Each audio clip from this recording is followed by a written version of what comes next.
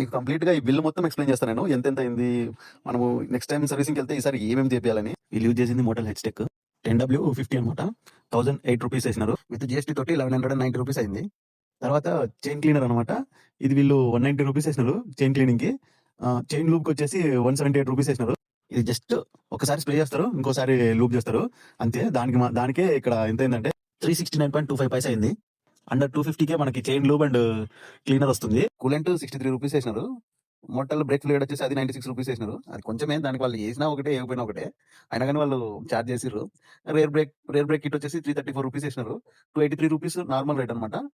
Air filter వచ్చేసి మనకి 378.82 పైసా అయితే మనకు ₹447 అయింది.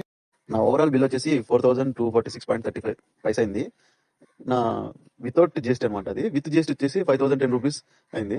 ఇంకా లేబర్ ఛార్జ్ వచ్చేసి ₹1680 అయింది వితౌట్ జీఎస్టీ. విత్ జీఎస్టీ ఏమో ₹1982 అయింది. ఇంకా 3-in-1 సెన్సార్ అనే ఒక సెన్సార్ ఉంటది. టోటల్ బాడీకి ఆనుకుని ఉంటది అనమాట అది. ఆ సెన్సార్ కూడా చేంజ్ చేపించిన నేను. అదొచ్చేసి నాకి వితౌట్ జీఎస్టీ ఏమో 1700 పడింది. విత్ జీఎస్టీ ఏమో ₹1988 అయింది. ఈ 3-in-1 సెన్సార్ ఇంజన్ జరిపిస్తుందని చేంజ్ చేపించాను. లేబర్ ఛార్జ్ నాకు 200 తీసుకున్నాడు. ఇంకా వితౌట్ జీఎస్టీ 180 వేసి ఇంకా 200 వేసుకున్నాడు. మనకైతే వీళ్ళు సర్వీసింగ్ సెంటర్‌లో మీరు మోస్ట్‌లీ ఏం చేస్తారంటే మేజర్ ప్రాబ్లమ్స్ ఏమన్నా ఉంటే అవి మాత్రమే చెప్పేయండి. జనరల్ సర్వీస్ ₹2000 అయిపోద్ది. అది మాత్రమే చెప్పేయండి చేపిస్తే. ఇంకోటి ఏంటంటే మీరు మెయిన్ బ్రేక్ ప్యాడ్స్ గానీ, చైన్ లూప్స్ గానీ ఇట్లాంటివి ఏం చేపియొద్దండి. దానికి మీకు డబుల్ ఛార్జ్‌లు ఏస్తారు వాళ్ళు. మొత్తం నాకు టోటల్ వచ్చేసి నాకు ఎంత అయిందంటే వితౌట్ జీఎస్టీ వచ్చేసి ₹7831 అయింది. విత్ జీఎస్టీ తోటి ₹9192 అయింది. ₹1361 ఏమో జీఎస్టీ పడింది మనకి మొత్తం మీద.